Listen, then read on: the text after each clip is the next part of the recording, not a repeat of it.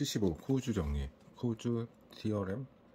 분명하고 확실한 재산권과 충분히 낮은 협상 비용을 전제할 경우 정부의 개입 없이도 민간 당사자들이 협상을 통해 외부 효과를 효과적으로 해결할 수 있는 주장이다.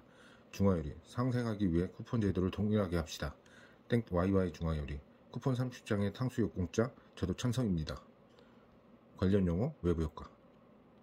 이러한 아이디어를 제시한 사람은 시카고 대학 로스쿨 교수로 재직한 영국 태상의 경제학자 로널드 코즈다. 그의 1991년 노벨 경제학상 수상에 기여한 코즈 정리는 1960년에 발표한 4쪽짜리에 불과한 논문 사회적 비용의 문제점에서 비롯되었다고 한다. 외부 효과는 특정 경제 주체의 행위가 다른 경제 주체들에게 긍정적이거나 부정적인 영향을 주는 현상이다.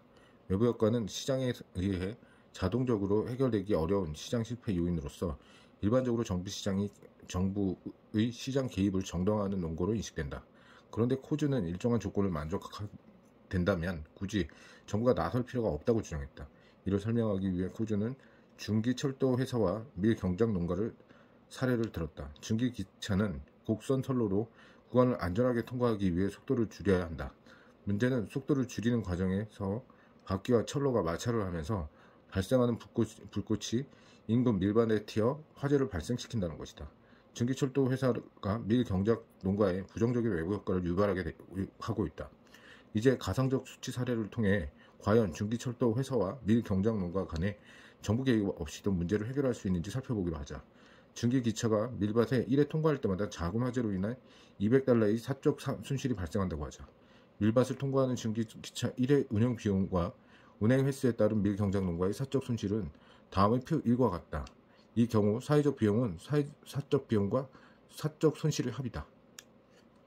사적 비용 $100, 사적 손실 $200, 사회적 비용 $300, $200, $400, $600, $200, $600, $1000, $700, $800, $1500, $1100, $1000, $2100, $1600, $1200, $2800.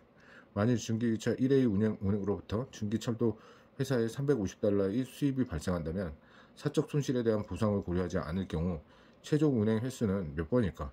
이는 중기철도 회사의 이윤을 극대화하는 중기기차 횟수를 찾는 문제이다. 답은 표 2에서와 같이 4회이며 그 이유는 $700로 국한된다. 즉 부정적인 외부 효과에 대한 책임을 회피할 경우 중기철도 회사의 최종 운행 횟수는 4회이다. 수입 1,400, 사적 비용 이윤 700. 만일 부정적 외부 효과인 밀 경작 농가의 손실을 중기철도 기차가 부담할 경우 이윤은 표 3과 같이 계산된다. 이 경우 중기철도 기차의 이윤 극대화는 중기기차의 운행 횟수가 2회일 때 달성된다. 즉 부정적인 외부 효과까지 고려한 사회적 바람직한 운행 횟수는 2회라고 할 수 있다. 이러한 분석 결과는 정부가 중기철도 회사의 운행 횟수를 2회로 강제할 경우 부정적인 외부 효과가 발생할 수 있음을 보여준다. 수입, 사적 비용, 이윤 350, 350, 700, 600, 100, 100, 1050, 50, 이윤 1450, 마이너스 이윤. 그런데 코즈는 아래와 같은 대안을 통해 정부 개입 없이도 동일한 결론을 도달할 수 있다는 것을 보여주었다. 양자 간의 협상을 통해서 중기철도 회사의 운행 횟수를 줄이고 밀경작 농가가 그에 따른 중기차의 손실을 보상하는 것이다. 중기철도 회사가 운행을 중단하면 밀경작 농가는 중기철도 회사에 $1200를 보상하되 만일 운행을 중단하지 않으면 1회에 $200짜리 200짜리씩 차감해 보이는 협상 카드다. 이 경우 중기철도 회사의 이윤은 표 4에서와 같이 계산되며 중기철도 회사는 자발적인 이해 운행을 통해 이윤 국대화를 할 수 있게 된다. 수입, 사적 비용, 밀가구로부터의 보상액, 이윤. 정부가 나서서 중기철도로 하여금 부정적 외부 효과를 보상하게 하는 경우와 이해 당사자 간의 협상을 통해서 부정적인 외부 효과를 시장 자율에 맡기는 경우에 사회적으로 바람직한 운행 횟수를 동일하게 달성할 수 있다는 것을 알 수 있다. 코즈 정리의 요지가 바로 여기에 있다. 외부 효과의 해결을 위해 정부의 개입보다 협상이 우선. 우리는 협상을 통해서 외부 효과 문제를 해결. 나설 필요가 없이 민간 이해 당사자들이 협상을 통해서 사회적으로 바람직한 결과를 도달할 수 있다는 것이다. 하지만 코즈 정리가 현실 세계에서 제대로 작동할지에 대해서는 회의적인 견해가 적지 않다. 코즈 정리가 성립하기 위한 전제 조건들이 충족되지 않기 때문이다. 첫째는 이해 당사자들이 재산권이 경우에 따라 분명하게 확정되기 어려울 수 있다.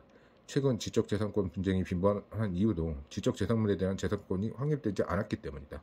둘째로 현실적으로 이해 당사자 간의 협상이 순조롭지 않은 경우가 많으며 설령 가능하더라도 이해 당사자들이 부담하는 협상 비용이 매우 클 수 있기 때문이다. 사적 손실이 $200라니 터무니없어. 정부가 개입하면 더 적은 값으로 쳐줬을 건데.